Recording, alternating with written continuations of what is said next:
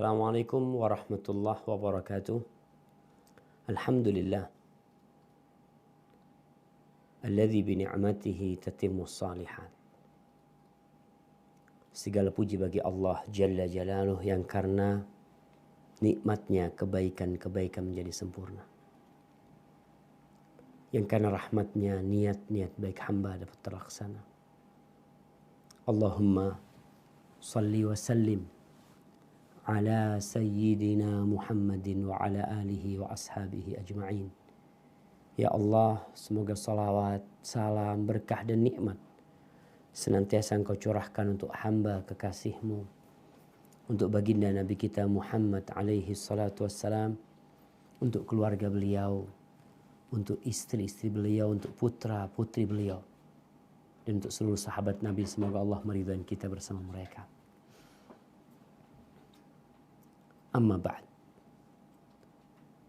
Ahibati fillah, ketika berbincang tentang riba, hari ini kita akan berbincang tentang riba. Subhanallah, sebagian orang berpikiran, gimana sekarang hidup semua pakai riba? Bahkan ekonomi di dunia ini berdiri di atas riba. Kita beragama Islam. Kita tahu bahwasanya Allah mengutus Rasulnya Muhammad alaihi salatu wassalam dengan Al-Quranul Karim. Semua telah Allah jelaskan yang diperlukan oleh umat manusia, baik dalam kehidupan dunia mereka ataupun dalam kehidupan agama mereka. Dunia adalah mazra'atul akhirah, adalah ladang akhirat. Yang mau tidak mau, seorang yang ingin sampai ke akhirat, dia harus bercocok tanam di ladang ini. Hasilnya dia bawa ke akhirat. Apakah Islam agama yang hanya berbicara tentang sholat di masjid, tentang urusan pernikahan, tentang urusan perceraian, tentang urusan warisan? Ini buat yang muslim, hendaklah engkau tahu bahwa agama Islam ini adalah agama yang mengatur semua urusan manusia. Sekali lagi, agama Islam adalah agama yang mengatur semua urusan manusia. Urusan perorangan, urusan masyarakat, urusan sebuah negara, itu pun diatur. Kalau bicara ekonomi, subhanallah, ayat-ayat tentang ekonomi banyak dalam Al-Quran Karim. Kalau berbincang tentang bagaimana politik, subhanallah, dalam Al-Quran pun dibahas tentang hal itu. Kalau berbicara tentang hukum, tentang undang-undang, Al-Quran pun telah menjelaskan hal itu. Dan agama Islam ini adalah agama yang realistis. Mungkin sebagian mengatakan, oh kayaknya nggak mungkin dipraktekkan sekarang. Subhanallah. Agama ini akan tetap ada sampai hari kiamat kelak. Dan Allah telah menurunkan sebuah kitab yang cocok dan sesuai untuk diberlakukan sampai akhir zaman. Karena manusianya nggak berubah. Dari dulu ya kayak gini orangnya. Di sejak zaman Nabi Muhammad SAW sampai kiamat kelak seperti ini. Hidung kita tempatnya di sini, mata kita di sini. Jantung kita tidak akan berubah letaknya di sini. Ahibati fillah. Dan Islam adalah agama yang anti kemalasan, anti pengangguran. Islam adalah agama kerja. Sesuai dengan apa yang kau kerjakan, seperti itu pula engkau akan mendapatkan hasilnya. Adapun pengangguran, kemalasan, duduk, tidak mau berusaha, tidak mau bekerja, berpangku tangan atas usaha orang lain. Ingin mendapatkan harta rampasan perang yang dingin yang sampai kepada dia tanpa ada resiko, tanpa capek, tanpa lelah, dia dapat harta, berpangku tangan kepada usaha orang lain, maka itu bukan dari agama Islam, bahkan bertentangan dengan apa yang diajarkan oleh Allah Azza wa Jalla. Buktinya apa? Semua bisa berbicara. Semua bisa mengklaim. Tapi diperlukan bukti. Buka surat Al-Jum'ah. Ayat 9 dan 10. Surat Al-Jum'at ini tentang aturan sholat Jum'at. Yang tiap Jum'at Muslim diperintahkan untuk meninggalkan pekerjaannya, meninggalkan rumahnya, meninggalkan usahanya untuk ke masjid sholat Jumat. Hadir sebelum khatib naik mimbar. Nah, silakan dibaca.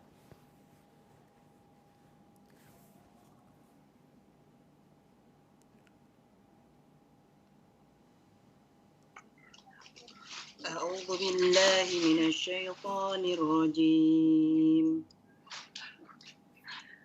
Ya ayyuhalladzina amanu idza nudiya lis-salati min yaumil jumu'ah fas'au ila dzikrillahi wa dharul bai' dzalikum khairul lakum in kuntum ta'lamun. فإذا قضيت الصلاة فانتشروا في الأرض وابتغوا من فضل الله واذكروا الله كثيرا لعلكم تفلحون وإذا رأوا تجارة. Cukup. Nah. Wahai orang-orang yang beriman, apabila telah diseru untuk melaksanakan sholat pada hari Jumat, maka segeralah kamu mengingat Allah dan tinggalkanlah jual beli. Yang demikian itu lebih baik bagimu jika kamu mengetahui. Apabila sholat telah dilaksanakan, maka bertebaranlah kamu di bumi, carilah karunia Allah, dan ingatlah Allah banyak-banyak agar kamu beruntung. Subhanallah. Nih,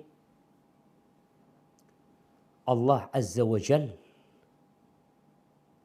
mengatakan, wahai orang-orang yang beriman. Ingat panggilan buat yang beriman. Kalau engkau beriman, dengerin. Perhatikan. Hayatin dan cerna panggilan Allah. Engkau dipanggil sama bos, sama atasanmu, sama gurumu, sama dosenmu. Kita denger. Kita taat. Nih Allah yang manggil, kita gak dengerin. Kata Allah, wahai orang-orang yang beriman.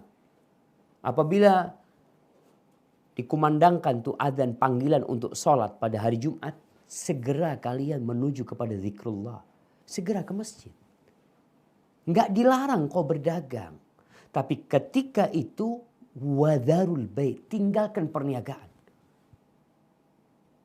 La'allak dzalikum khairul lakum in kuntum ta'lamun. Kata Allah, itu baik buat kalian kalau kalian tahu.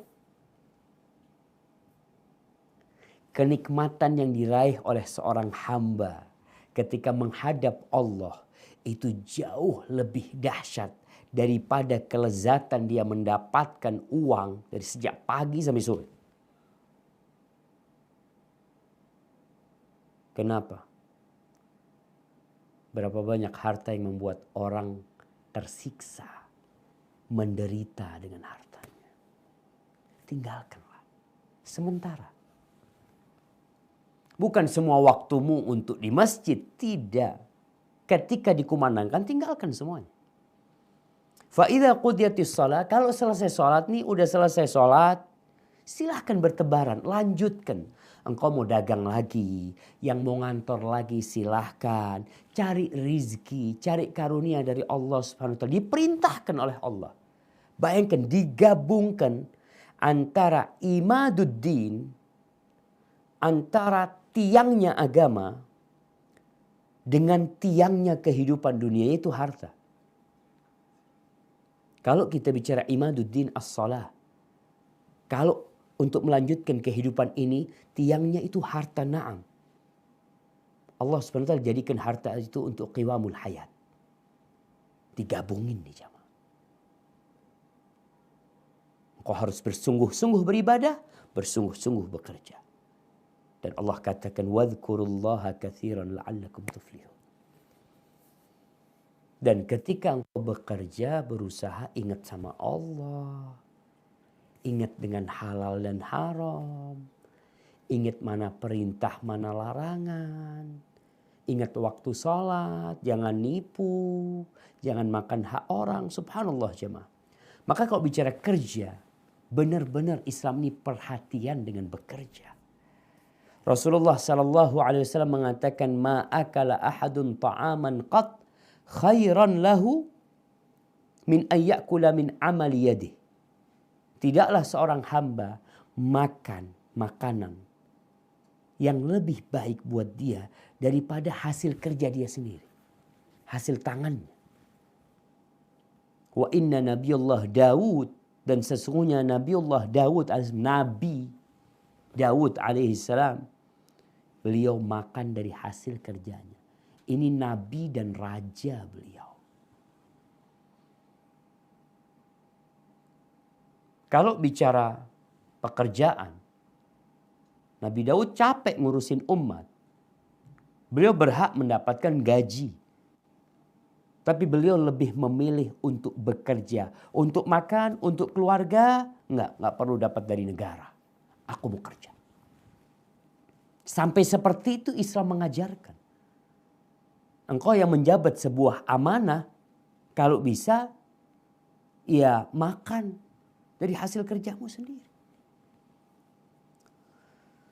Kemudian tatkala ada seorang yang datang kepada Nabi SAW meminta sesuatu, orang miskin.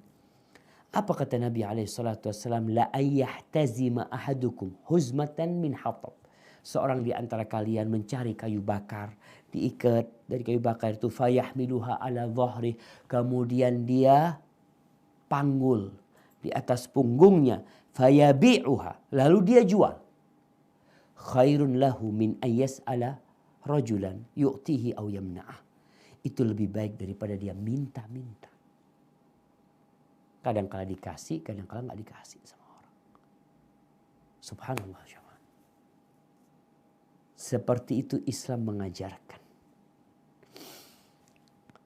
Apa hubungannya sama riba, Ustaz? Riba itu pengangguran. Kok bisa, Ustaz? Pengangguran. Riba itu simbol kemalasan. Bank-bank konvensional itu simbol pengangguran, simbol kemalasan. Duduk gak mau kerja, maunya menyerap hasil kerja orang lain. Makanya kenapa dari dulu kita kecil dikasih tahu yang namanya rentenir, yang namanya pelaku riba itu disebut lintah darat. Dia mau hidup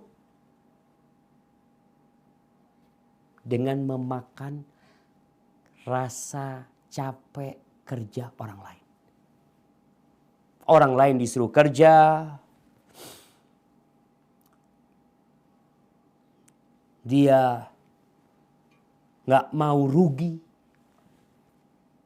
Adakah pelaku riba yang mau rugi? Bank-bank nih. Kalau kita lihat sebagian orang berpandangan, oh riba itu membantu. Bank itu membantu. Iya. Seakan-akan dia membantu, tapi dia sedang menindas. Seakan-akan dia memberi, padahal dia sedang mengambil dari engkau. Orang yang pinjam duit dari bank ini, ada dua modelnya. Yang pinjam dari rentenir ya. Baik itu bank, baik itu perorangan, baik itu model koperasi apapun. Ada dua manusia. Bisa jadi orang ini pinjam untuk makan. Untuk hidup, bukan untuk kerja. Yang kedua, orang ini pinjam untuk usaha. Pertanyaannya, nih orang yang pinjam duit dengan sistem riba, bisakah dia menikmatin hasil kerjanya? Nggak bisa. Sampai dia bayar dulu ribanya, baru dia bisa menikmati. Setiap bulan dia bekerja, yang ada di benak dia adalah memberi bayaran kepada bank. Memberi bayaran. Dia ini seperti budaknya bank. Budaknya pelaku riba. Apa aja ya namanya. Karena mungkin nama itu bisa berubah. Dia itu seperti pekerjanya. Dikasih duit kau bekerja. Biasanya orang disuruh kerja digaji. Ini bukan digaji dia. Dia disuruh kerja, disuruh bayar. Hasilnya itu diberikan kepada pemilik uang. Dan pemilik uang ini kalau antum rugi, antum ada apa, nggak urusan sama kita. Balikin duit anda. Plus itu riba. Makanya kalau dilihat pelaku riba ini pemalas jemaah. Dan kita nggak boleh menjadi bangsa yang pemalas. Apalagi pemalas dan penindas orang lain. Menindas. Orang disuruh kerja nih. Antum butuh uang. Nih anak kasih uang. Dikasih duit. Tapi antum harus bayar sama kita. Kalau utang piutang orang mau bantu, fadol. Kalau engkau mau cari keuntungan, bagi hasil. Rugi ditanggung bersama. Untung dibagi dua. Tapi mereka nggak mau. Makanya ini salah satu bentuk pengangguran. Riba ini diharamkan di semua agama. Itu orang-orang Yahudi yang awal yang Allah ceritakan bagaimana mereka dilaknat. Kata Allah, wa akhdhihimur riba wa qatnuhu anhu wa aklihim amwalan nas bil batil. Karena mereka mengambil riba padahal udah dilarang dan mereka makan harta orang lain dengan cara yang batil. Nih orang bekerja, nih orang capek, nih orang lelah sampai ya Allah jemaah. Kalau Anda dengar ada seorang punya uang, punya utang 1 miliar. Dia sekarang tiap bulan itu bayar bunganya doang. Bayar bunganya doang. Dia yang capek, yang kerja, pemilik uang ketawa-ketawa. Suruh siapa kamu pinjam uang sama kita? Memang kita ini lintah darat. Yang salah yang minjemin uang apa yang pinjem? Sama-sama salah. Makanya kadang-kala peminjam uang ini harus berpikir. Kau mau pinjam duit, anak ini mau dieksploitasi sama nih orang. Anak dikasih duit, kalau bagi hasil enak cuma. Sistem Islam itu ada, orang perlu modal betul. Bagaimana sistemnya? Satu orang bisa kerja tapi nggak punya modal, ya kita kasih modal. Tapi sistemnya bukan dia bekerja buat kita, kita kerja bareng. Antum dapat untung, alhamdulillah bagi. Antum rugi ya bagi juga kerugiannya. Maka subhanallah jemaah. Kalau bicara riba ini, kalau orang mau pakai kacamata yang benar dia melihat riba. Antum yang dikasih pinjaman 1 miliar. Mungkin ketawa, alhamdulillah punya modal tambahan. Padahal antum sedang bekerja untuk peminjam uang. Antum pemilik duit. Antum pagi, siang, malam berpikir bagaimana ngasih dia. Dan dia gak pernah berpikir antum mau sukses, mau gak sukses, kita tetap sukses. Mungkin sebagian tidak setuju dengan apa yang disampaikan. Tapi sejatinya itulah realitanya. Engkau peminjam uang, kapan boleh makan? Ketika ada sisa duit. Setelah pelunasan, ada sisa duit, alhamdulillah baru engkau makan. Bulan depan seperti itu lagi. Engkau gak digaji. Engkau kerja capek gak digaji. Engkau makan dari sisa-sisa. Kalau majikanmu udah kenyang, engkau baru bisa makan. Makanya, coba kita lihat. Bagaimana Al-Quran Karim berbincang tentang riba. Dibuka firman Allah Jalla Jalaluh di surat Al-Baqarah ayat 275. sampai 281. Kita baca satu-satu. Nah, silakan. A'udzu billahi minasyaitonir rajim. الذين يأكلون الربا لا يقومون إلا كما يقوم الذي يتخبطه الشيطان من المس ذلك بأنهم قالوا إنما البيع مثل الربا وأحل الله البيع وحرم الربا فمن جاءه موعظة من ربه فانتهى فله ما سلف وأمره إلى الله ومن عاد فأولئك أصحاب النار هم فيها خالدون. Nah, artinya? Orang-orang yang memakan riba tidak dapat berdiri melainkan seperti berdirinya orang yang kemasukan setan karena gila. Yang demikian itu karena mereka berkata bahwa jual beli itu sama dengan riba, padahal Allah telah menghalalkan jual beli dan mengharamkan riba. Barang siapa mendapatkan peringatan dari Tuhannya, lalu dia berhenti, maka apa yang telah diperolehnya dahulu menjadi miliknya, dan urusannya terserah kepada Allah. Barang siapa mengulangi, maka mereka itu penghuni neraka, mereka kekal di dalamnya. Barakallahu fiik. Kita lihat Allah jelaskan orang-orang yang makan riba. Kenapa bicara makan? Karena sejatinya orang untuk hidup itu perlu makan. Uang kita, usaha kita, harta kita lebih untuk kita makan. Sisanya itu ya keperluan tambahan buat kita. Bagaimana orang-orang yang makan riba ini? Mereka itu tidak berdiri kecuali seperti berdirinya orang yang kerasukan setan, gila. Para mufassirin berpendapat bahwasanya ini nanti pada hari kiamat, ketika manusia dibangkitkan dari kuburannya, orang ini nggak mampu berdiri karena isi perutnya haram. Dia makan haram, sehingga dia berdiri dalam kondisi sempoyongan seperti orang yang kerasukan setan. Itu nanti kiamat. Sebagian mufassirin mengatakan itu bukan hanya kiamat. Orang yang makan riba di dunia dikatakan yuslabu akluhu. Akalnya diambil. Pelaku riba tuh akalnya diambil. Kayak orang gila, dikasih tahu nggak bisa. Nanti di barzakh pun seperti itu. Kenapa? Karena dia sudah merasa ini yang enak gitu loh. Ini yang bagus. Padahal Allah udah jelasin sama mereka. Cuma karena mereka nggak mau pakai akal mereka, maka di dunia pun dia seperti orang yang gila. Nggak akan bijak dia berkata, tidak akan bijak dia bertindak karena dia telah makan itu riba. Dia telah makan hasil kerja orang lain. Kalau bicara kita menginginkan kebebasan, kita ingin kemerdekaan, tidak ada perbudakan, tidak ada penjajahan. Ini salah satu bentuk penjajahan. Kalau antum ingat Bung Karno,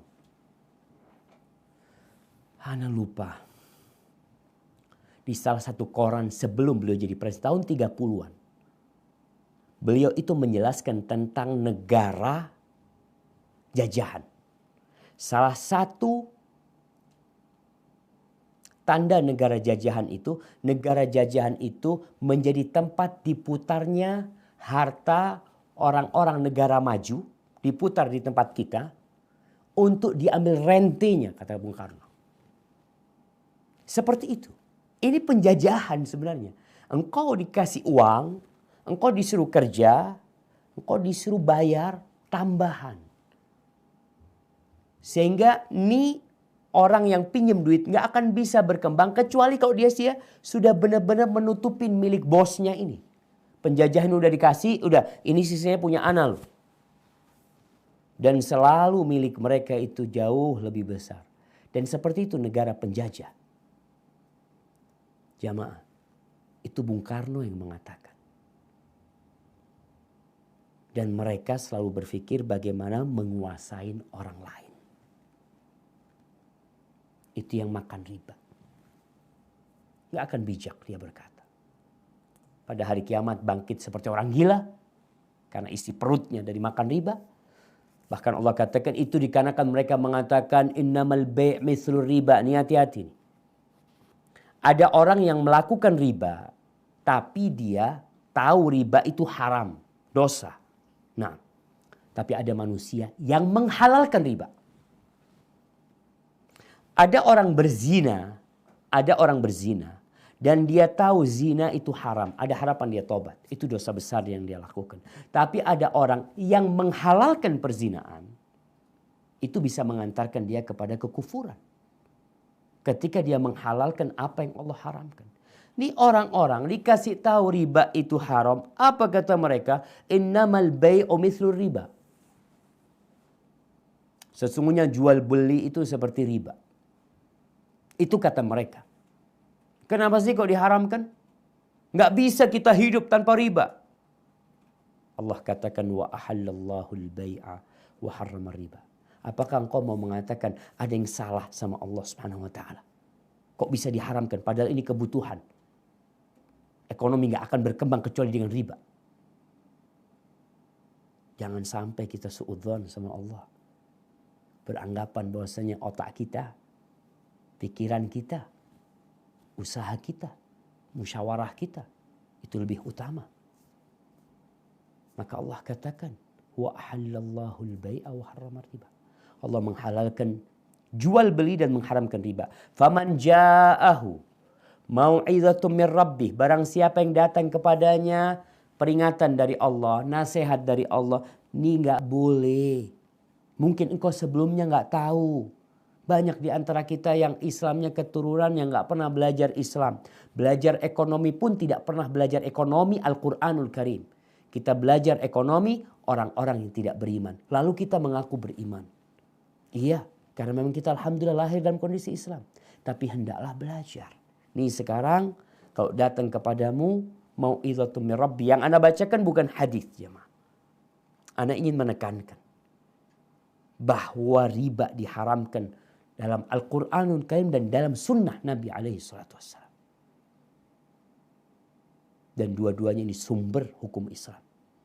Barang siapa yang datang kepadanya, peringatan, nasihat, mau'izah dari Robnya, dari yang menciptakan kita, dari yang memberikan jari-jari kepada kita, yang membuat kita bisa memandang, yang membuat anak bisa berbicara. Fantaha, lalu dia tobat, udah selesai kalau gitu, anak salah ya, anak mau berhenti. Falahu masalah, maka bagi dia yang sudah dia milikin selama ini udah. Wa amruhu ilallah, urusan dia kepada Allah SWT. Hendaklah dia bertobat, mohon ampun sama Allah SWT. Wa man ad, barang siapa yang kembali tetap melakukan riba, tetap kerja di tempat riba, faulaika ashabun nar hum fiha khalidun. Kalau engkau tetap kembali diancam sama Allah, mereka adalah penghuni neraka, hum fiha khalidun, mereka kekal di dalamnya selama-lamanya. Sebagian orang memang gak takut sama neraka. Rasulullah SAW itu pernah berceramah di Masjid Nabawi. Di atas mimbarnya beliau teriak yang kalau orang-orang di pasar itu akan dengar suaranya.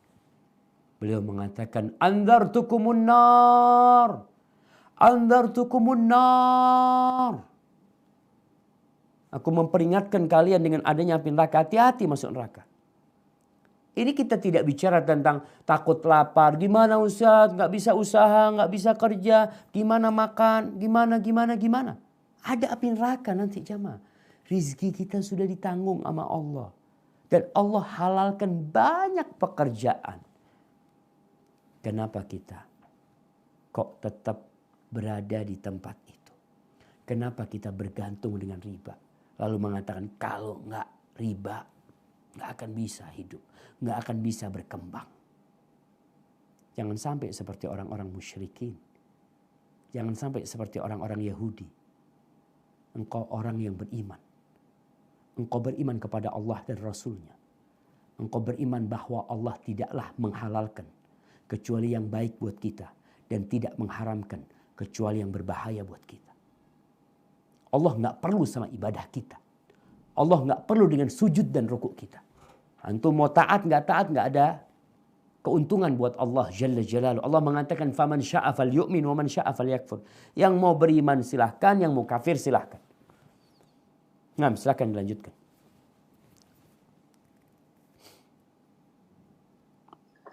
A'udzu billahi minasy syaithanir rajim. Yamhaqullahu riba wa yurbis shadaqat. Wallahu la yuhibbu kulla kaffarin athim. Allah memusnahkan riba dan menyuburkan sedekah. Allah tidak menyukai setiap orang yang tetap dalam kekafiran dan bergelimang dosa. Barakallahu fiik. Di sini Allah berbincang tentang sedekah dan tentang riba. Ada persamaan sedekah sama riba. Kalau antum lihat, orang yang sedekah itu memberi uang. Dan orang yang melakukan riba sama-sama memberi uang. Sedekah keluar duit, riba keluar duit. Bedanya apa? Orang yang sedekah mengeluarkan duit dan dia tidak berharap kembali. Dia mengeluarkan duit dan tidak berharap kembali. Dalam pandangan orang yang sedekah ini berkurang duitnya. Orang yang melakukan riba mengeluarkan duit dan akan kembali plus ada tambahan. Seakan-akan duitnya tidak berkurang orang yang melakukan riba. Padahal sebaliknya. Yang sedekah ini yang bertambah. Yang riba ini yang berkurang. Bahkan Allah menghancurkan. Maka ahibati fillah. Kalau benar niatmu untuk membantu ekonomi rakyat. Kalau benar niatmu untuk membantu ekonomi orang-orang yang lemah. Pinjemin mereka duit. Tanpa riba engkau dapat pahala sedekah. Mau lebih bagus lagi, kasih mereka duit. Kau kan banyak duitnya. Bingung mau diapain duitnya. Bagikan buat mereka. Akan berkurang. Allah katakan di sini. Wa yurbis shadaqat. Uangmu akan berkembang. Bertambah. Walaupun kalau dihitung mungkin berkurang buat engkau. Berapa banyak orang yang kaya raya. Karena hasil dari riba. Dia sakit. Dia berobat ke Australia. Dia berobat ke Singapura. Satu persatu hartanya habis.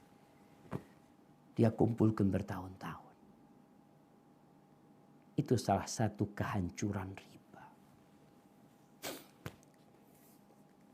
Dan Allah gak suka dengan orang yang kafir, yang menentang dan pelaku dosa. Sebagian kita melakukan riba tahu itu dosa dan dia berusaha meninggalkannya. Sebagian ada yang menentang. Allahumma arhamna ya Rabb. Nah, dilanjutkan.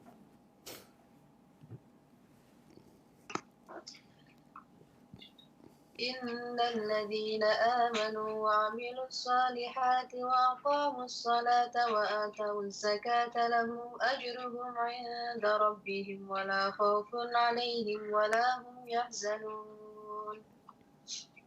Sungguh orang-orang yang beriman mengerjakan kebajikan, melaksanakan sholat dan menunaikan zakat, mereka mendapat pahala di sisi Allah, Tuhannya. Tidak ada rasa takut pada mereka dan mereka tidak bersedih hati. Barakallahu fiik. Mereka nggak takut. Mereka tidak cemas. Mereka tidak takut dengan masa lalu. Atau mereka tidak bersedih dengan masa lalu. Dan mereka tidak cemas, tidak takut dengan masa yang akan datang. Ini orang yang melakukan riba. Selalu dalam benak dia, nanti gimana anak-anakku? Nanti gimana keluargaku? Nanti gimana sekolahnya? Kalau engkau beriman kepada Allah. Wa amilus sholihat dan beramal soleh. Laksanakan perintah Allah. Jauhi larangannya. engkau dirikan sholat, engkau bayar zakat, Allah akan kasih balasan buat engkau plus jaminan keamanan untuk masa depan. Masa lalu gak akan diungkit-ungkit, udah diampuni. Masa akan datang aman. Apalagi engkau cari sekarang? Kita ini cari apa sih? Kita cari jaminan masa depan, masa tua kita. Bagaimana tatkala kita tua, kita alhamdulillah hidup nyaman, tentram, thayyib. Ada di mana? Dengan melakukan riba? Dengan asuransi yang riba? Tidak. Terus gimana? Allah sebutkan di sini. Laksanakan amal soleh. Sholat, zakat. Sholat hablum minallah. Zakat hablum minannas. Engkau dengan memberi zakat. Subhanallah. Bersedekah, membantu orang-orang miskin. Kita tuh menyucikan diri kita dan menyucikan hati orang-orang miskin. Yang awalnya mereka hasad, ingin mencuri, ingin ngerampok, ingin bersih hati mereka. Karena yang kaya membantu yang miskin, yang kuat membantu yang lemah. Tapi kalau engkau melakukan riba, kita lihat tuh, akan terjadi gaps antara orang kaya yang menjadikan orang miskin tambah miskin, sehingga dia benci dengan orang-orang yang punya duit, yang punya modal, yang seakan-akan telah mengeksploitasi dia, menjajah dia, memperbudak dia. Karena seperti itu jemaah. Sedangkan zakat ini memperbaiki hubungan antara yang di atas dengan yang di bawah. Mereka akan saling mencintai. Negeri akan menjadi damai, aman, tentram. Subhanallah. Baik. Lanjutkan.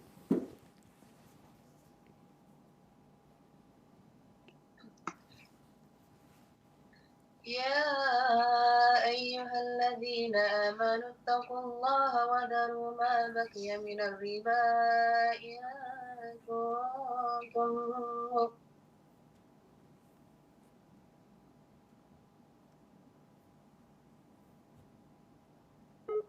orang yang beriman.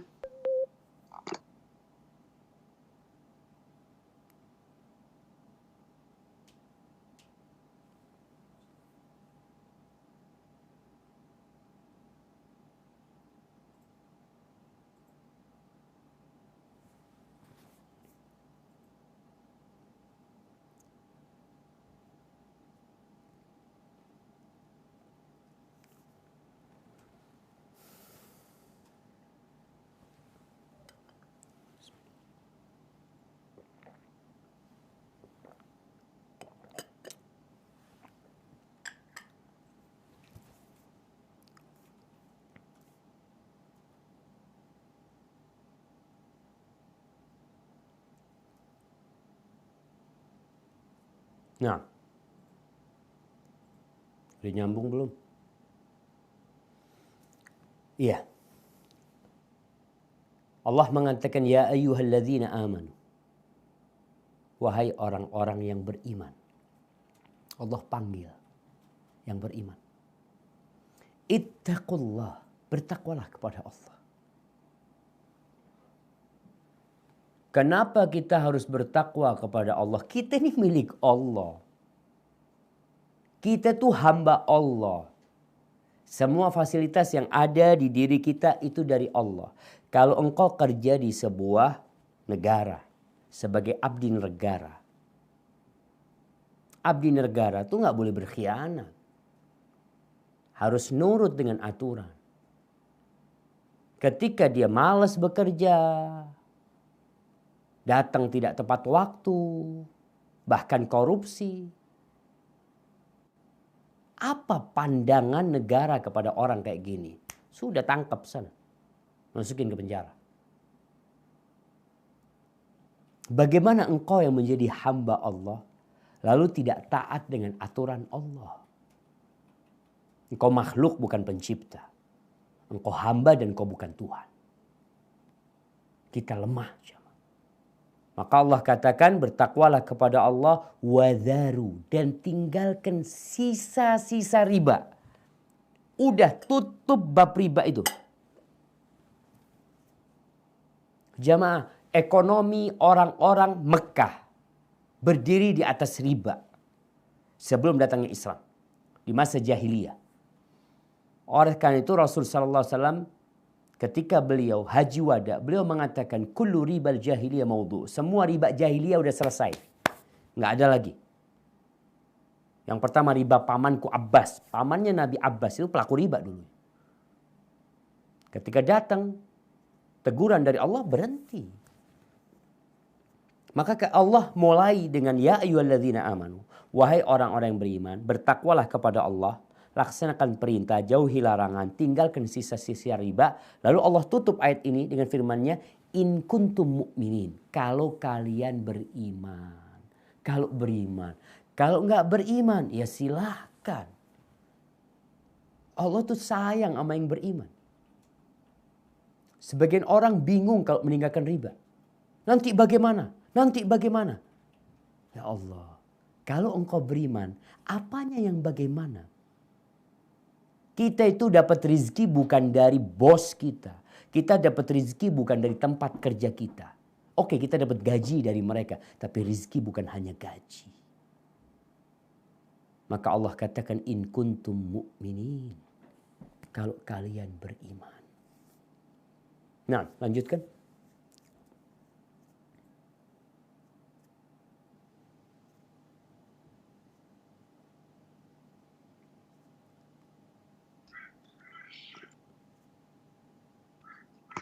فإن لم تفعلوا فأذن من الله ورسوله وإن تبتم فلكم رؤوس أموالكم لا تظلمون ولا تظلمون. Jika kamu tidak melaksanakannya, maka umumkanlah perang dari Allah dan Rasul-Nya. Tetapi jika kamu bertobat, maka kamu berhak atas pokok hartamu. Kamu tidak berbuat zalim atau merugikan dan tidak dizalimi atau dirugikan. Nah, Allah Azza wa Jal mengatakan,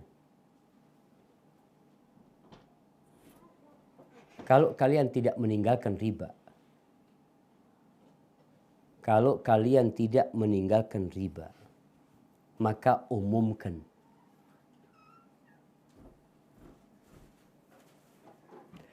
Yusuf ijlis. Nah. Kalau kalian tidak meninggalkan riba. Ijlis.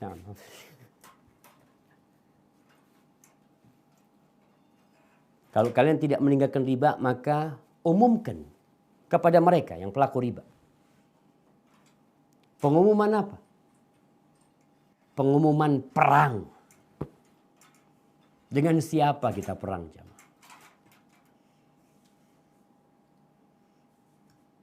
Umumkan perang dengan Allah dan Rasul-Nya. Ini pengumuman perang dari Allah dan Rasul-Nya. Tapi kalau kalian bertobat, wa in tubtum falakum ru'usu amwalikum. Kalau kalian tobat sudah bagi kalian modal kalian. Ambil itu. La tadzlimun wa la tudzlamun. Nih, Allah katakan kalian tidak menzalimi dan kalian tidak dizalimi. Seperti yang awal kita bicarakan bahwa riba adalah kezaliman. Kenapa kezaliman? Ini orang yang sudah punya uang, ini orang kaya ingin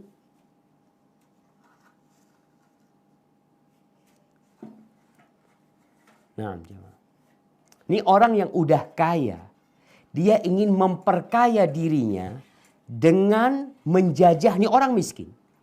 Mungkin kita berpikir, enggak, dia membantu Ustaz, dia kasih modal. Dia ingin membantu saudaranya. Tidak, jamaah. Dia ingin mencari keuntungan. Dia ingin hidup dengan menyerap, menyedot kerjaan orang lain. Itu yang sebenarnya terjadi.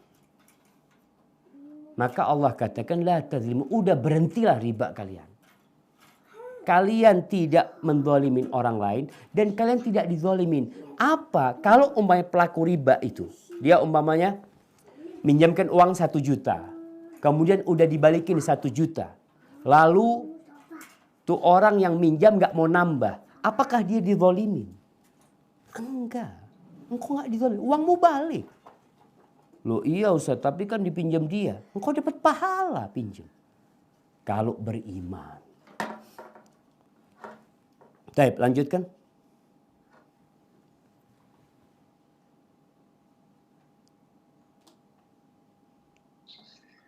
وإن كان ذو عسرة فنذرة إلى ميسرة وأن تصدقوا خير لكم إن كنتم تعلمون.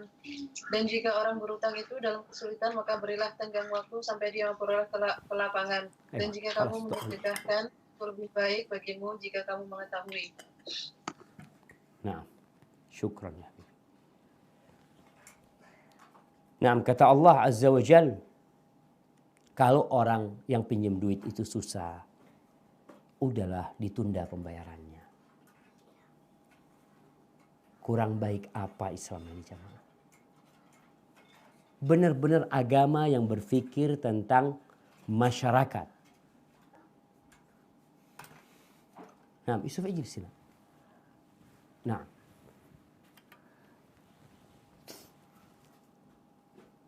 Ayo, tebuk tamshi. Baik.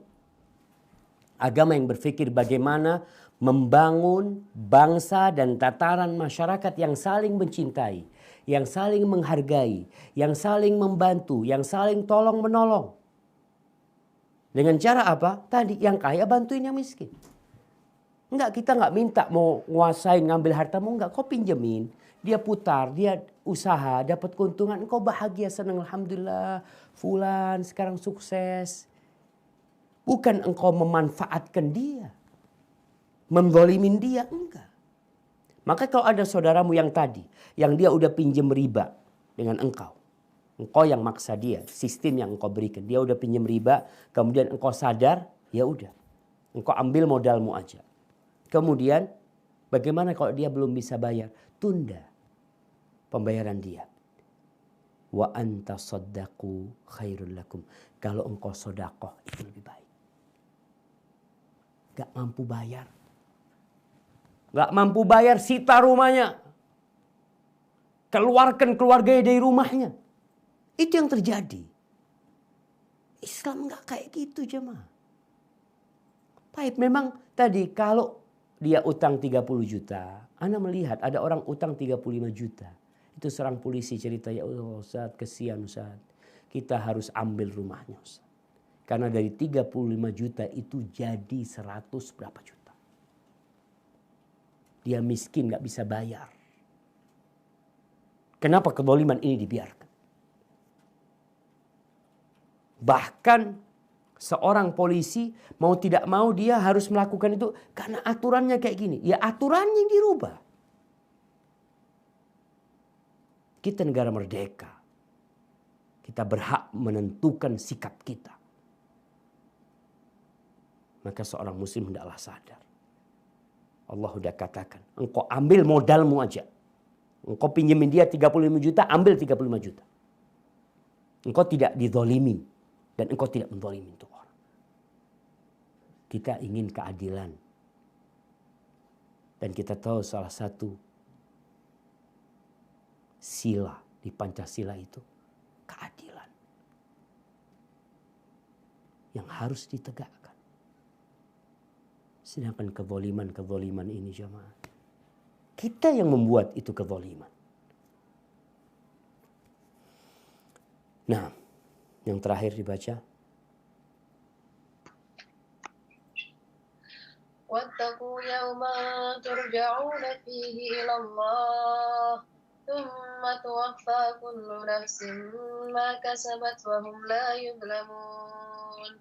Dan takutlah pada hari ketika kamu semua dikembalikan kepada Allah. Kemudian setiap orang diberi balasan yang sempurna sesuai dengan apa yang telah dilakukannya. Dan mereka tidak dizalimi atau dirugikan. Barakallahu fiik. Nah, kita lihat di ayat ini. Allah mengatakan wattaqu yauman. Bertakwalah, takutlah kalian kepada hari kalian yang akan dikembalikan kepada Allah. Jamaah, kita semua bakal mati. Kita semua bakal mati.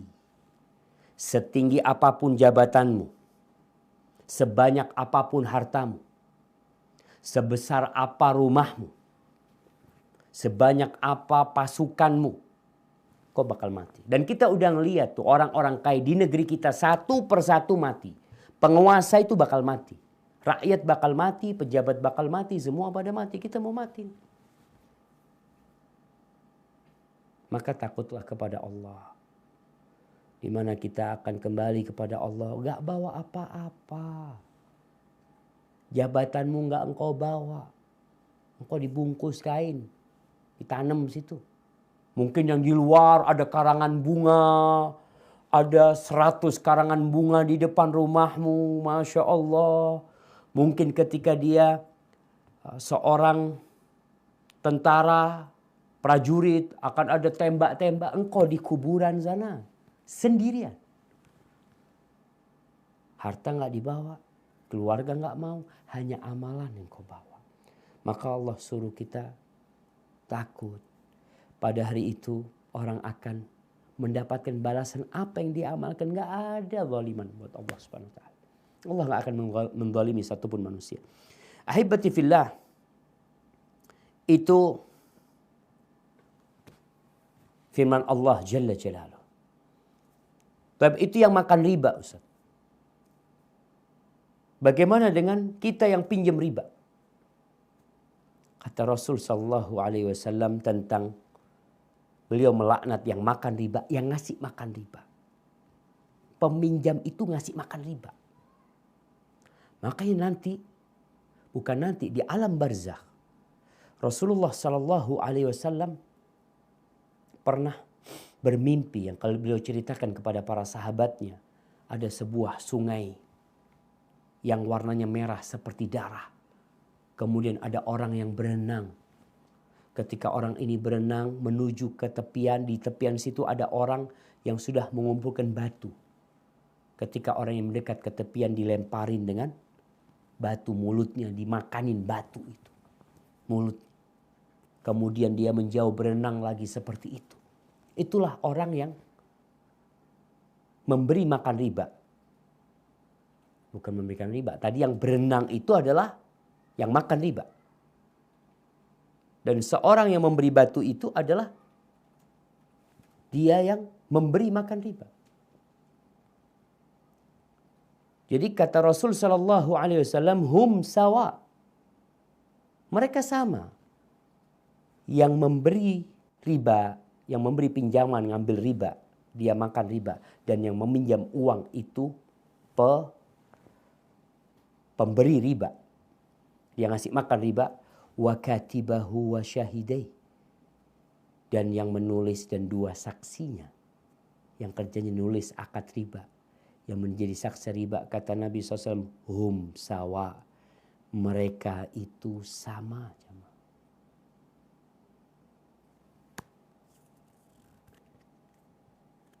Barakallahu fikum. Baik. Berkaitan dengan hadis yang tadi. Yang berenang di sungai berwarna darah. Orang yang melakukan riba. Yang makan riba. Dan di pinggir ada orang yang melemparin batu. Memberikan batu kepada dia. Karena selama hidupnya dia makan riba. Dan ketika di padang. Di alam barzakh itu pun dia terus disiksa. Ada beberapa hadis lainnya. Yang diriwayatkan oleh Al-Hakim. Dari Abdullah bin Mas'ud radhiyallahu anhu bahwa Nabi SAW mengatakan ar-riba 73 baban. Riba itu 73 pintu. Pintu dosanya nih jamaah. Aisaruha mithlu an yankihar rajul ummah. Yang paling ringan seperti seseorang menzinai, menikahi ibunya sendiri. Itu yang paling ringan. Di hadis riwayat Ahmad dari Abdullah bin Hanzalah radhiyallahu anhu, Rasulullah sallallahu alaihi wasallam bersabda, dirhamun riba ya'kuluhu ar-rajul wa huwa ya'lam. Satu dirham riba yang dimakan oleh seseorang tahu itu hasil riba, itu asyaddu min 36 zanyah. Itu lebih parah daripada 36 kali berzina.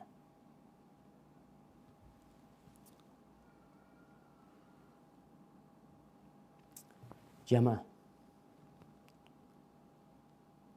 mungkin seorang berpikir, kok bisa Ustaz? Kok bisa? Lebih parah dari zina. Zina yang diharamkan oleh Allah jelas-jelas. Zina yang pelakunya dirajam. Zina yang kerusakannya jelas. Nah, riba ini merusak masyarakat.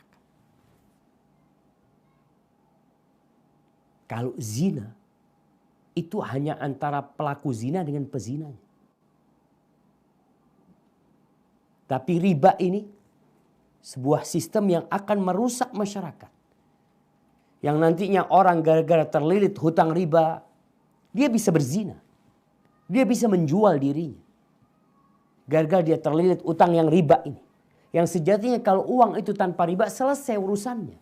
Tapi gara-gara riba, sebagian perempuan mungkin melacurkan dirinya untuk bayar riba. Mungkin membayar dengan kehormatannya, na'udzubillah min dzalik. Dan bagaimana itu rumah yang hilang gara-gara riba. Keluarga yang awalnya tinggal di rumah itu gara-gara bapaknya yang punya utang riba, satu rumah diusir dari rumah tersebut. Yang sengsara bukan satu orang. Yang sengsara itu masyarakat banyak. Maka di sini dosa pelaku riba itu dahsyat sekali. Dan ingat, yang pinjam duit jangan meremehkan. Karena akad riba itu terjadi gara-gara ada engkau di sana. Padahal engkau termasuk yang dilaknat. Termasuk mendapatkan dosa riba tersebut. Ahibati fillah, yang terakhir. Sebelum masuk ke sesi tanya jawab. Terus apa solusi Ustaz? Alhamdulillah. Kita melihat di negeri kita ada banyak perubahan. Yang dulu jarang pondok pesantren yang bagus. Pondok pesantren dulu identik dengan kumuh. Sekarang kita lihat alhamdulillah. Dulu sulit kita melihat wanita yang berjilbab. Sekarang kita berbahagia melihat banyak wanita yang berjilbab. Bahkan seorang polisi pun berjilbab. Masya Allah. Dulu kita melihat masjid-masjid itu sepi. Sekarang kita melihat Masya Allah. Dulu sekolah Islam bukan pondok. Ada sekolah sekarang ada SDIT, ada SMP IT, ada SMA Masya Allah. Solusinya adalah iman. Solusinya adalah iman. Dulu nggak ada bank syariat. Sekarang semua berusaha untuk menjadi syariat. BNI syariat, Mandiri syariat, muamalat, ya alhamdulillah. Walaupun mungkin mereka masih dalam proses untuk menjadi syariat. Tapi proses ini harus dibantu dengan iman. Karena iman ini yang akan menyelesaikan proses. Yang akan bisa mencapai tingkat yang sesuai dengan syariat. Supaya kita nggak dilaknat oleh Allah. Kita nggak mau ada kezaliman di negeri ini. Kita tidak ingin menzalimin orang lain. Enggak. Solusinya apa? Iman. Ketika semua memiliki keimanan, mereka akan meninggalkan riba. Mereka akan kembali kepada Al-Quranul Karim. Karena sejatinya iman itu yang membuat kita meninggalkan larangan Allah Subhanahu wa taala dan melaksanakan perintahnya. Maka tugas kita solusinya bagaimana menanamkan keimanan. Di mana? Ya di diri kita. Keluarga kita, masyarakat kita. Karena kita masih melihat ada seorang yang mungkin dia resign dari tempat riba. Keluarganya bingung. Subhanallah. Ketika ada iman, apa yang akan mereka katakan? Alhamdulillahirabbil alamin. Engkau keluar dari laknat. Engkau keluar dari peperangan bersama Allah. Engkau keluar dari kezaliman. Engkau sekarang hidup bebas. Menjadi orang yang sama-sama ingin melestarikan keadilan, kedamaian, dan keindahan di negeri kita Karena kita tahu negeri ini milik Allah Azza wa Jal. Allah fa'alun lima yurid. Allah bertindak semau Allah. Kita lihat kejadian-kejadian. Sekarang kebakaran hutan di beberapa tempat ya, yang kita sendiri nggak bisa memadamkannya. Kita lihat kekeringan yang kita sendiri nggak bisa menurunkan hujan.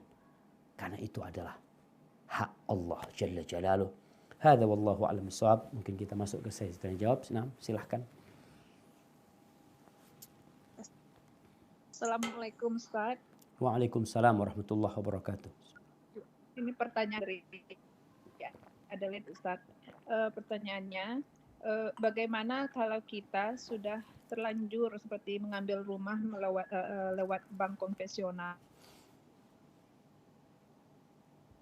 Iya. Udah terlanjur. Dan dengan suami istri, antara suami dan istri untuk bagaimana jalan keluarnya gitu, Ustaz. Assalamualaikum warahmatullahi wabarakatuh. Waalaikumsalam warahmatullahi wabarakatuh. Di akhir tadi kita bicarakan jalan keluarnya adalah iman. Memupuk iman kita. Iman ini sebuah pohon yang akarnya menghujam di dalam hati kita. Kalau akar itu sehat, pohon itu akan sehat, rindang dan buah-buahnya akan bergelantungan, bisa dinikmati. Caranya adalah memperbaiki keimanan kita dengan cara bertobat kepada Allah Subhanahu wa taala. Mengakui kalau yang kita lakukan adalah salah. Berazam untuk tidak mengulangi. Terus sekarang gimana caranya? Ya, kalau bisa kita berlepas diri dari akad yang ada. Dengan cara apa? Kalau kita punya harta ya kita tutup riba tersebut. Kalau bisa bagaimana kita nego dengan mereka nggak ada bunganya. Karena Anda mendengar ada usaha untuk itu. Karena jelas-jelas ini ada unsur kezaliman di sini jamaah. Dan kalau tidak mampu, ya Allah katakan fattaqullaha mastata'tum, bertakwalah kepada Allah sesuai kemampuan kalian. Sebagian ustadz mengatakan kalau mampu engkau ya dioper. Apa istilahnya dioper itu? Dipindahkan ke orang lain, tapi orang yang non muslim. Sudah berikan kepada mereka. Tapi kalau engkau oper kepada orang Islam juga, ya sama aja. Kita menjerumuskan saudara kita dalam riba. Maka berusaha untuk berlepas diri semampu kita. Dan Allah tahu dengan kemampuan kita. Ada orang yang kadangkala dia mampu, dia punya lahan ya. Tapi dia nunggu mahal nih lahannya. Padahal dia mampu, dia jual sekarang, dia tutupin, dia mampu. Maka lakukan itu. Jangan ditunda-tunda jamaah. Yang penting tadi bagaimana kita memperkuat keimanan kita dan bertakwa kepada Allah. Allah mengatakan waman yattaqillah yaj'al lahu makhrajan. Barang siapa bertakwa kepada Allah pasti Allah kasih solusi. Perbanyak salat malamnya, perbanyak baca Qur'annya, perbanyak zikirnya, perbanyak doanya, insya Allah engkau akan dapat rezeki dari arah yang tidak disangka-sangka. Hadza wallahu a'lam bissawab. Oke. Kami dari Brisbane, Ustadz Barakallahu Fik, ada 2 pertanyaan. Tafadhali. Assalamualaikum. Waalaikumsalam warahmatullah. Saya mau bertanya tentang apakah bunga bank itu termasuk dalam riba juga? Kalau misalnya sudah terlanjur punya rekening yang ada bunga banknya, apakah boleh disedekahkan itu untuk membersihkan? Yang kedua, Ustadz, ini lain materinya. Jika di sekolah Islam itu kita kan kebanyakan beraliran Sunni. Lalu kami tuh punya kayak hall, kayak aula. Nah, itu siapa saja boleh menyewa aula tersebut. Nah, sekarang itu bagaimana hukumnya menyewakan kepada kelompok Syiah umpamanya misalnya. Karena kemarin tuh ada yang bilang itu termasuk tolong-menolong dalam maksiat karena kemarin haram gitu kan. Tapi bagaimana kalau di sini ini kita bisa terjebak pada isu diskriminasi? Mohon solusinya. Jazakallahu khairan. Barakallahu fik. Nah, berkaitan dengan yang pertama, masalah bunga bank. Ya bunga bank itu riba. memang jamaah, orang itu kalau dengar riba itu takut. Sehingga mereka berusaha untuk merubah nama itu. Dirubahlah dengan kata-kata bunga. Kalau dikatakan ini ibu nabung di sini ribanya sekian. Kita tahu kita terlaknat kalau kita melakukan akad riba. Dan kita makan itu riba. Di Arab namanya bukan bunga tapi faedah. Faedah itu ya faedah, manfaat. Ini faedah sudah terkenal kalau namanya faedah itu riba. Akhirnya sekarang mau dirubah. Bukan fawaid, dulu namanya fawaid sekarang mau dirubah jadi awaid. Sesuatu hasil lah buat engkau seperti itu. Entah kalau di Australia namanya apa? Nah. Interest. Apa? Interest. Interest. Interest itu apa bahasa Indonesianya? Bunga. Bunga itu bunga. Bunga atau bunga?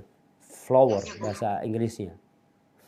Iya, kalau di sini interest atau hasil atau ketertarikan sebenarnya. Interest itu sesuatu yang menarik.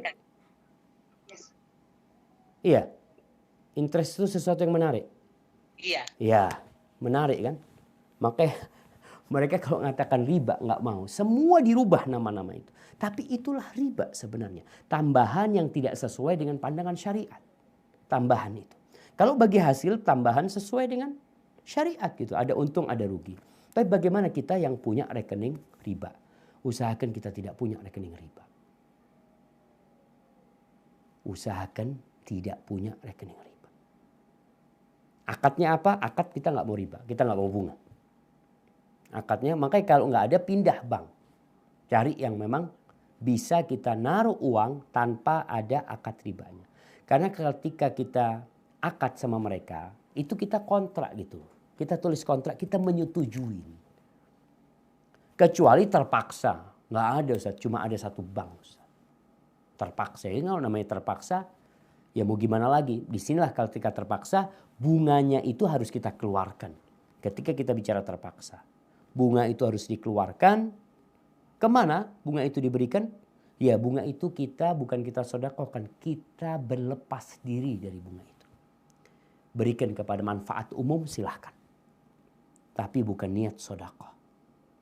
Karena innallaha thayyibun la yaqbalu illa thayyiban. Allah itu maha baik dan tidak terima kecuali yang baik. Sedangkan riba ini sesuatu yang dimurkai oleh Allah SWT. Makanya kayak kita di kampus kita punya namanya rekening riba. Artinya buat orang-orang yang mau buang tuh duit ke sana. Kita akan salurkan ke tempat-tempat yang sesuai di sana. Tapi bukan berarti kita membolehkan riba. Enggak. Jadi orang-orang yang terpaksa punya rekening riba. Terpaksa nah katakan. Kalau nggak terpaksa nggak boleh dia akad riba. Cuma dia harus tinggalkan. Dan alhamdulillah di Indonesia banyak pilihannya. Akad atau rekening yang tidak ada riba di situ. Mungkin seperti itu. Adapun pertanyaan kedua yang berkaitan dengan menyewakan haul itu untuk orang-orang Syiah umpamanya. Boleh atau tidak? Sejatinya nggak boleh. Masuk dalam bab ta'awun. Saling tolong menolong dalam keburukan.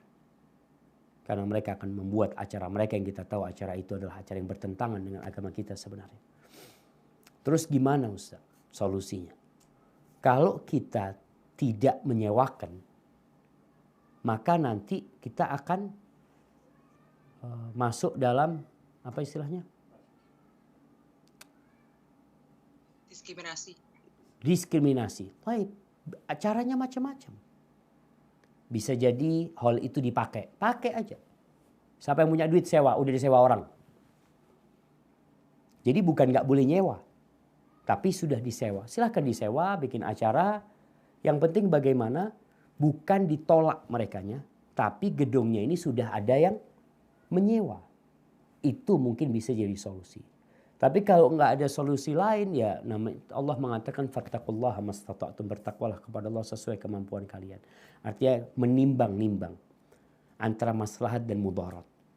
Kalau kita menyewakan ya kita akan ta'awun alal ismi wal udwan. Tapi kalau kita tidak menyewakan akan berdampak kepada kemungkaran yang lebih besar Maka kalau memang akan menimbulkan kemungkaran yang lebih besar, berarti kita sewakan. Kalau memang nggak ada solusi seperti yang awal tadi Anda sampaikan, dengan cara disewa pada hari yang biasanya mereka mau pakai, kita sewa. Sehingga sampaikan kepada mereka bukan menolak, tapi sudah ada yang menyewa. Hadza wallahu a'lam bishawab. Nah.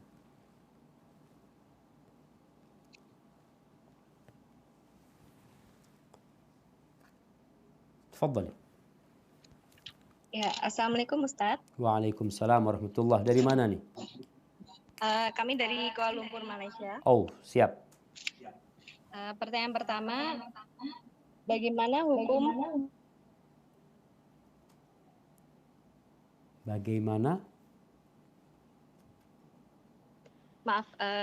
bagaimana hukumnya kartu kredit yang dikeluarkan oleh bank syariah? Terkadang ada transaksi yang tidak bisa dilakukan kalau tidak dengan kartu kredit. Ya. Pertanyaan kedua, saya sudah bekerja di bank sudah lebih dari 10 tahun dan selama bekerja saya juga mendapatkan fasilitas kredit untuk fasilitas dan kebutuhan hidup. Di kondisi ini apa yang harus saya lakukan karena saya juga punya tanggung jawab hutang yang masih harus saya selesaikan karena sudah menjadi tanggung jawab saya. Barakallah. Nah, Ustaz. Jamaah. Yang pertama bicara kartu kredit. Anda nggak tahu kartu kredit yang dikeluarkan oleh bank syariat. Kalau memang sesuai dengan syariat akadnya nggak ada masalah. Tapi kalau tidak, karena kebanyakan kartu kredit itu kan modelnya kalau bayar tepat waktu maka nggak kena riba. Tapi kalau dia lewat waktu pembayaran maka dia baru kena riba, dan itu riba. Dan itu riba jahiliyah seperti itu. Riba zaman jahiliyah itu ketika tepat waktu pembayaran maka nggak kena riba. Setelah lewat baru dikenakan riba. Itu riba jahiliyah. Jadi bukan akad awalnya riba. Akad awalnya itu pinjam 1 juta udah 1 juta. Balikin kapan? Bulan depan. Bulan depan ketika nggak bayar baru akadnya berubah jadi riba. Jadi riba di masa jahiliyah itu model kartu kredit sekarang ini. Tapi kalau tadi dikatakan kartu kredit yang dikeluarkan bank syariah, Allahu alam, ana nggak tahu. Tapi kembali tadi jamaah, ada hal-hal yang darurat yang dikatakan nggak bisa kecuali dengan itu. Dan kita perlu, maka pada saat itu terpaksa. Dan ad-daruratu tubihul mahdhurat, dan darurat itu menjadikan yang terlarang jadi boleh, tapi sesuai dengan kadarnya, tidak berlebihan. Adapun yang bekerja di bank riba, kita lihat tadi kita katakan bahwasanya ada tempat-tempat orang-orang zalim. Pemilik uang, dia ingin memperbudak orang-orang, bekerja untuk diri dia dan dia tidak mau resiko. Penting kau kerja, kau mati, kau apa, nggak ada urusan mana, bayar hutangnya. Yang bekerja pun diikat, dikasih fasilitas ini, itu. Semua fasilitas itu adalah untuk mengikat dia supaya dia loyal. Supaya dia tetap bekerja di tempat itu.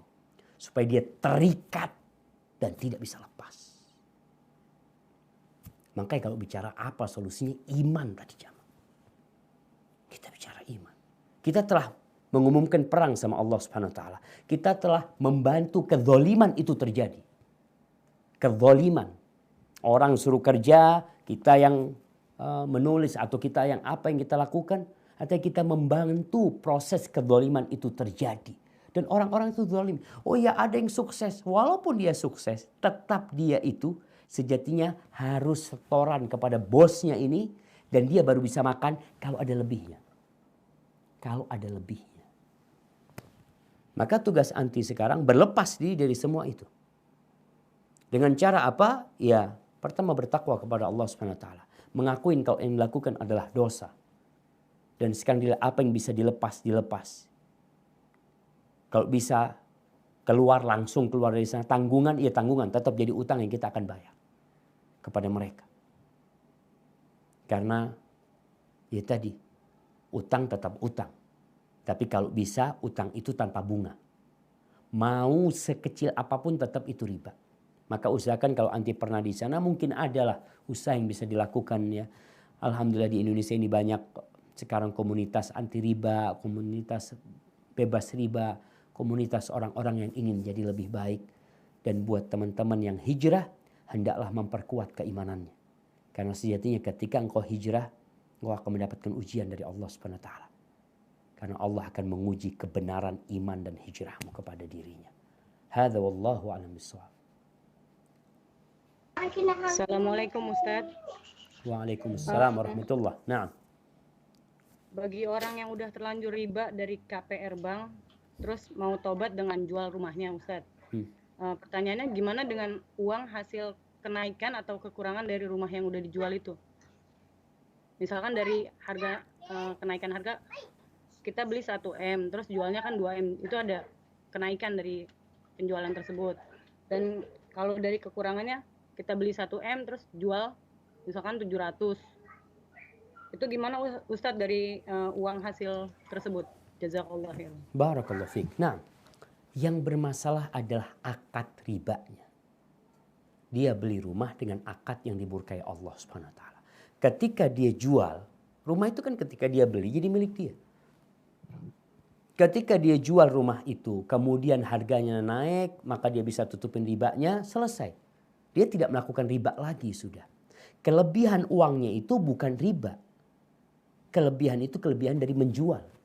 Walaupun tadi akad kepemilikan rumah itu dengan sistem riba, maka di sini bertobat. Allah katakan,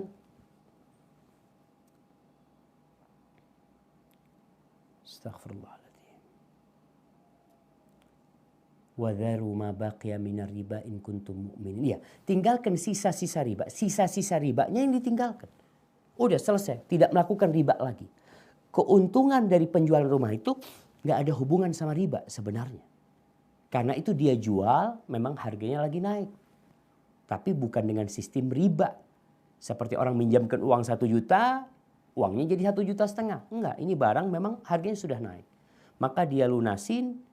Yang penting tadi dia bertobat kepada Allah SWT dan berniat untuk tidak melakukannya kembali. Adapun yang tadi yang dia beli 1 M jadi 700, ya sudah. Dia jual 700, tinggal bagaimana dia menutupin kekurangannya. Intinya kita berlepas diri dari murka Allah Subhanahu wa taala. Hadza wallahu taala a'lam. Assalamualaikum warahmatullahi wabarakatuh, Ustaz. Waalaikumsalam warahmatullahi wabarakatuh. Nah, ada teman di luar kota minta modal untuk 100 loyang kue yang dia bilang akan dikembalikan dalam 2 tahun. Dan saya kasih uang dengan tidak membelanjakan bahan-bahan kuenya, cuma modal aja. Terus dia berjanji untung dari maksimal 100 loyang dibagi 2 setiap bulannya. Pertanyaannya, boleh nggak kita terima untung dari penjualannya itu selama 2 tahun? Yang satu lagi, tentang perumahan syar'i yang ada di Indonesia mengadakan door prize dengan hadiah dapat umroh atau dapat motor atau hadiah-hadiah lain. Bagaimana itu hukumnya kalau kita mendapatkan salah satunya, Ustadz? Apakah termasuk riba di dalamnya? Jazakallah khair. Barakallahu fiik. Nah, iya. Berkaitan dengan pertanyaan yang pertama. Kalau akad dari awal itu memang bagi hasil. Artinya bagi hasil, kalau bagi hasil ini maka pakai prosentase. Tadi dikatakan 50-50. Mamanya 50-50. Ya sudah, nggak ada masalah. Yang penting akadnya jelas, ini bagi hasil. Ketika ada keuntungan dibagi. Karena sebagian orang yang pinjam uang sama kita itu jamaah, mereka itu nggak enak sama kita. Artinya walaupun nggak untung, dia tetap kasih keuntungan. Karena takut nanti duitnya diambil. Kalau dia nggak ngasih keuntungan, kan udah janji nih, keuntungan 50-50.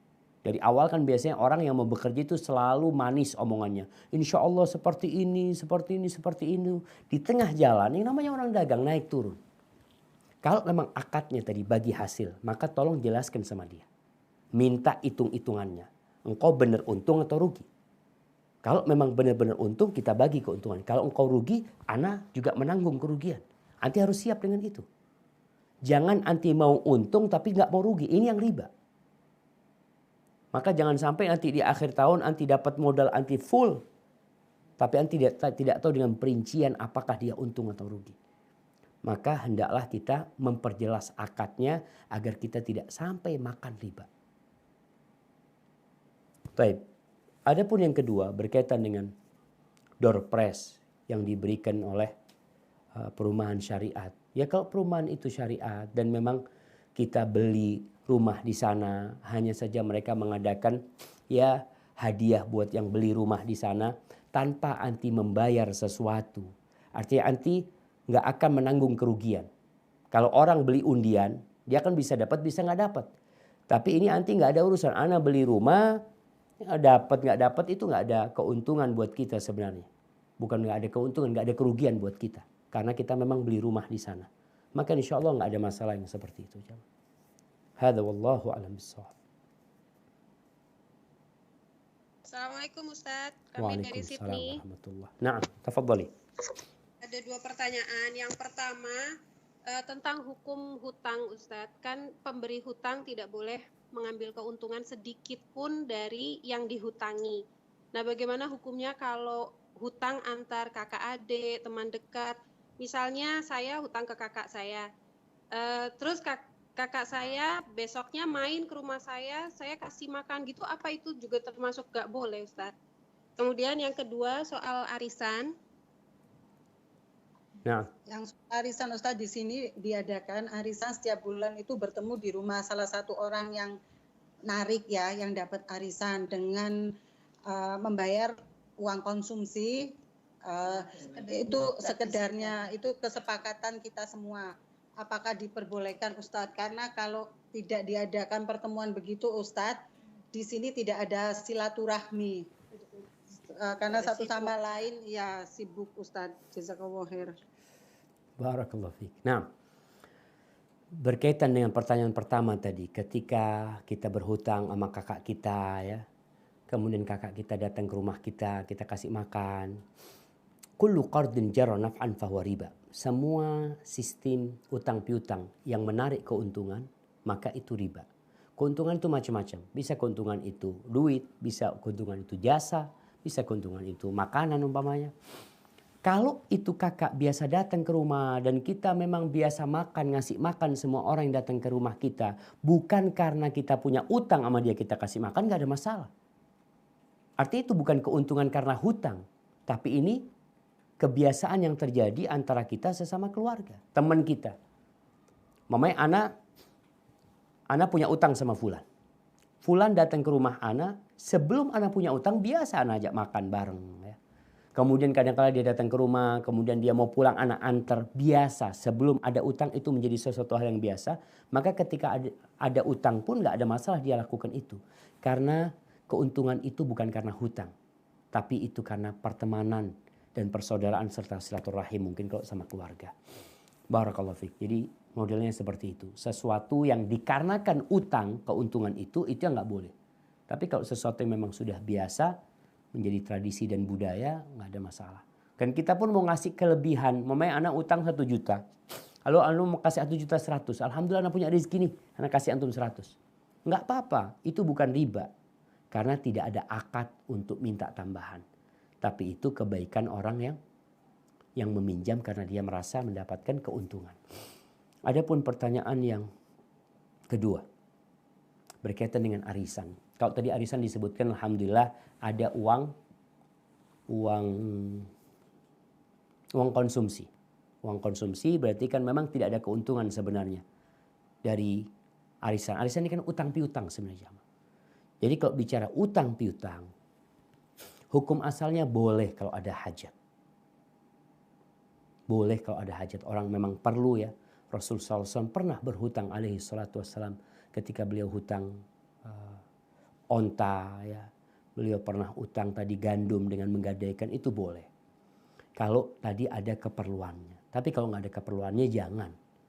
Karena utang ini ya membuat kita jadi susah hidupnya jemaah. Yang ana lihat di kampung nih di Jember ini, kalau ada arisan yang dapat duluan itu biasanya susah mau datang. Kalau lagi acara arisan karena dia udah dapat duluan. Dia merasa utang ini ya Allah, anak nggak punya fulus, akhirnya nggak datang. Nanti dia 2 bulan baru bayar. Itu hutang. Maka usahakan kita nggak berhutang. Tapi kalau memang mau diadakan arisan, ya silahkan diadakan itu arisan. Tapi dengan catatan tadi, usahakan tujuannya memang untuk menjaga kebersamaan atau untuk membantu teman-teman. Kadang-kala orang ini kan arisan memang bukan untuk cari keuntungan. Dia lihat siapa yang perlu fulus ini, siapa yang perlu fulus. Fulan udah antum pakai dulu fulusnya. Jadi memang bukan untuk cari duit, untuk saling membantu. Semoga nggak masalah karena ada manfaatnya juga. Kalau kita lihat dari arisan itu ada beberapa sisi positif tapi ada negatifnya. Maka hendak kita hati-hati. Kalau kita yang dapat duluan dan kita tahu ana takut nggak bisa bayar nanti, simpen duit itu. Karena jangan sampai kau dapat duluan beli tas yang mahal, ganti handphone, pas waktu pembayaran maafi fulus. Maka kita tetap berhati-hati karena utang. Nabi SAW berlindung dari hutang. Barakallahu fiik. Nah, pertanyaan terakhir.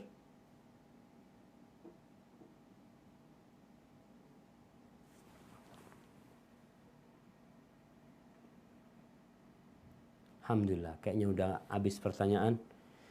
Itu yang bisa Anda sampaikan pada kesempatan kali ini. Apabila benar itu dari Allah Jalla Jalaluh, kalau ada yang salah dan kurang berkenan, Ana mohon maaf. Itu dari diri Ana pribadi. Allah dan Rasulnya terbebaskan dari kesalahan itu. Subhanakallahumma wa bihamdika. Astaghfirullah. Asyhadu an la ilaha illa anta astaghfiruka wa atubu ilaik. Assalamualaikum warahmatullahi wabarakatuh.